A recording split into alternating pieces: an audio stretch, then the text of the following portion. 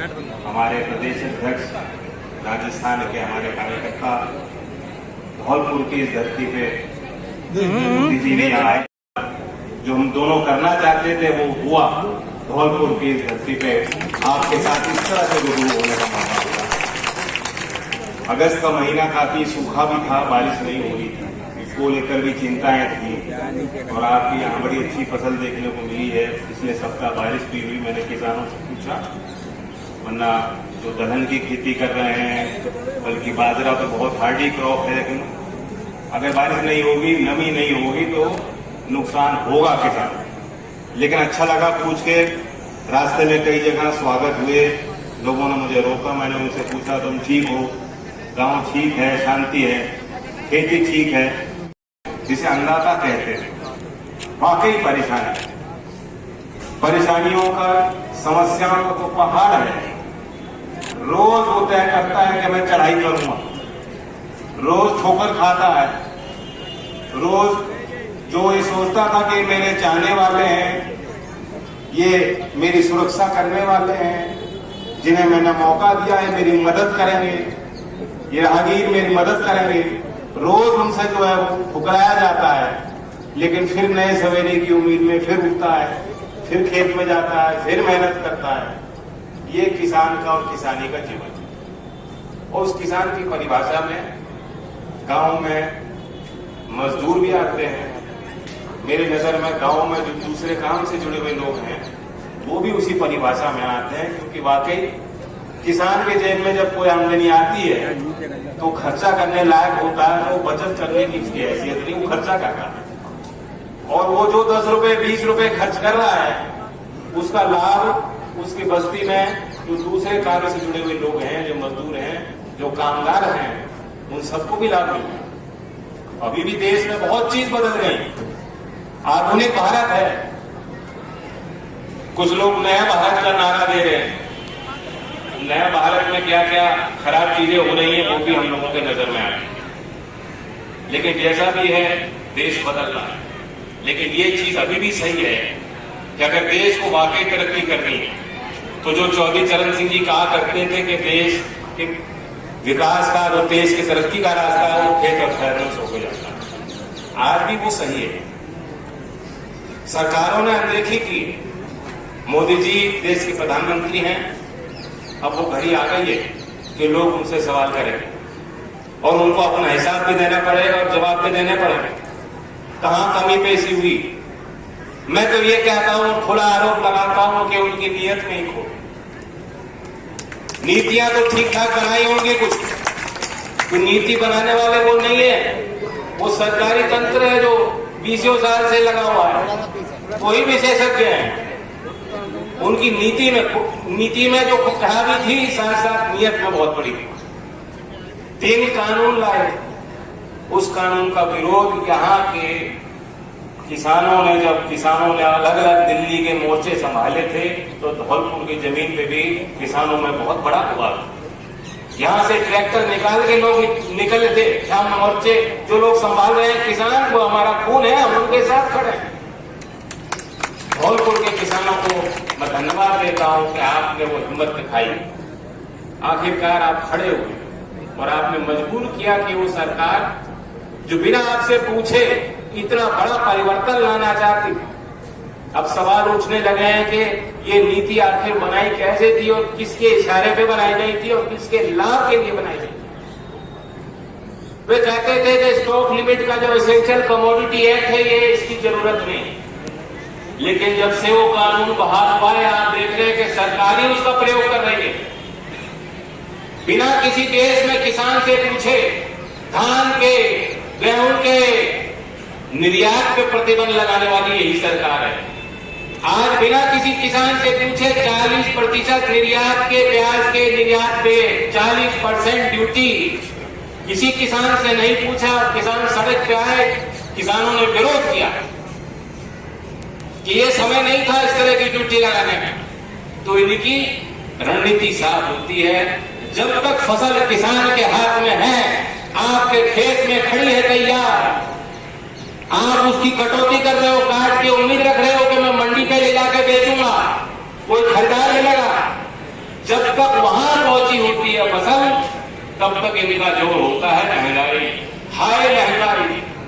और उनकी व्यापार नीति ऐसी बनाई जाती है कि दाम कम से कम रहे, किसान के लिए दाम कम से कम रहे। और जैसे ही जो इनके लॉबी के लोग हैं जो बड़ा व्यापार देखते हैं, जैसे ही उनके हाथ में पहुंच जाता है और अंतरराष्ट्रीय लेवल पे करार कर देते हैं, तो आप देखो कहेंगे अरे निर्यात खोल दो, निर्यात खोल दो, व्यापार खोल दो। खुला व्यापार होना चाहिए, सरकार की दखलअंदाजी इसमें नहीं होनी चाहिए।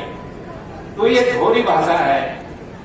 किसान की किसी की देश में आमदनी बढ़ी नहीं और ये दावा कर रहे थे कि हम दुगनी करें। यहां तक कि जो सर्वेक्षण होते थे कि किसान की आय कितनी है, वो डेटा इकट्ठा किया जाता था। बहुत समय उन्होंने उस डेटा को भी रोक के रखा। आज आरटीआई कानून को कमजोर करने के लिए कानून ला रहे हैं, ऐसी व्यवस्थाएं बना रहे हैं कि जो सवाल पूछेगा उसको उल्टा दंड दिया जाएगा।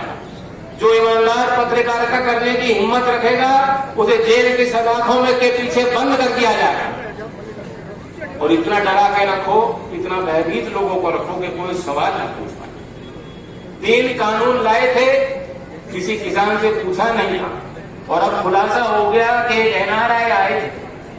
मोदी जी किनसे मिलते हैं, कैसे मिलते हैं, मुझे नहीं मालूम।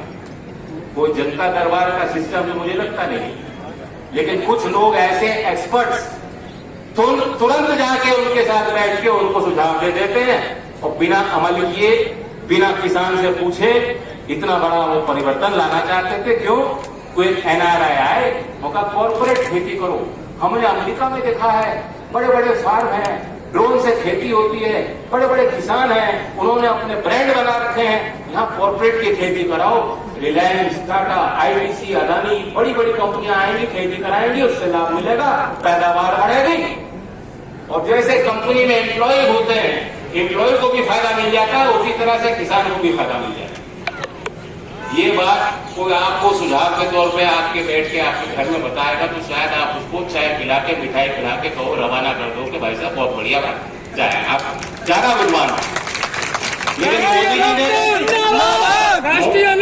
जी ने क्या समझी और किस ना समझी में वो कानून लाए। चलिए गलतियां हो जाती हैं सबसे। ये क्या जिद थी कि 13 महीने आप लोगों को मोर्चा बनाना पड़ा, केड़ी लड़ाई लड़ी, विरोध की भाषा इनके लोग बोलते रहे कि ये तो किसान ही नहीं है। किसानों का लाभ पहुंचाने के लिए, उनको फायदा दिलाने के लिए कानून है। ये तो चंद खालिस्तानी, आतंकवादी, कनाडा के लोग, बाहर के लोग, पैसा लेने और भाई करने वाले लोग हैं। मोदी जी सच्चे किसान हितैषी हैं। 13 महीने ये भाषा थी, और जब मोदी जी ने मन बदल दिया तो अगले दिन वो टेलीविजन पे आके कहते थे धन्यवाद कि मोदी जी ने ये कानून जो सही नहीं थे वो वापस ले दिए। तो चित भी मेरी और पट भी। वाकई में यहाँ गंगा जमुनी तहजीब की बात हुई, बहुत वक्ताओं ने बात कही, शिवाजी भी कह रहे थे, जिक्र कर रहे थे। ऐसा हमारा देश नहीं था, ऐसा हमारा समाज बन जाएगा। धीमे धीमे धीमे धीमे करके हमें अंदर अंदर इन्होंने इस तरह से खोखला कर दिया। नूह की तो बहुत बड़ी घटना है, लेकिन छुट मुट ऐसी चीजें रोज हो रही हैं। मुजफ्फरनगर के उस वायरल वीडियो का जिक्र मैं करना चाहता हूं। वो ठीक है, हम लोग बर्दाश्त कर लेते हैं, हम लोग कहते हैं चलो कोई बात नहीं, फिर गले मिलो, भूल जाओ, माफ कर दो, आगे बढ़ो, फिर नहीं होगा। हम अपने आप को ये दिलासे देके अपनी नजर मोड़ लेते हैं। लेकिन अब वक्त आ गया कि हम नजर ना मोड़ें। वक्त आ गया कि समाज के बुद्धिजीवी इन चीजों से ना बचें, वे अपनी छाती अड़ाएं। जहां कोई इस तरह की भाषा बोल रहा है, उन्मादी बात कर रहा है, लोगों को, इन नौजवानों को जिनकी उम्मीद मानी जा रही है, जिन्हें सही दिशा में काम करना चाहिए, उनकी उम्र है, उनको बताया जा रहा है कुछ और उस माया जाल में फंसाकर इनका प्रयोग किया जा रहा है। उनको सही रास्ता दिखाने का काम भी आप मोदी जी की तरह करें। हम भाईचारा चाहते हैं। पहले शब्द उनके निकले, कितना अंदर उनके गुस्सा होगा, गुमान होगा, सब चीज दबाकर वह अहित नहीं चाहते थे कि मेरे बस्ती का, मेरे लोगों का कोई अहित, कोई नुकसान हो जाए। जहां लोकदल का विधायक है वहां ऐसे विचार जिंदा हैं। जहां इंडिया के घटक दल का कोई कार्यकर्ता होगा, आगे भी उसका जिम्मेदारी बनती है और जिम्मेदारी का एहसास हमको है। आगे भी जब कहीं झगड़े की कोई संभावना बनती है, हम लोग जाते हैं संभालने। लेकिन कौन वो ताकतें हैं, कौन से वो संगठन हैं, कौन सी वो पॉलिटिकल पार्टी बन गई हमारे बीच में, इतना बड़ा आप लोगों को अवसर दिया है और वो आज क्या कर रहे हैं, लड़ाने और भिड़ाने के अलावा कोई काम नहीं।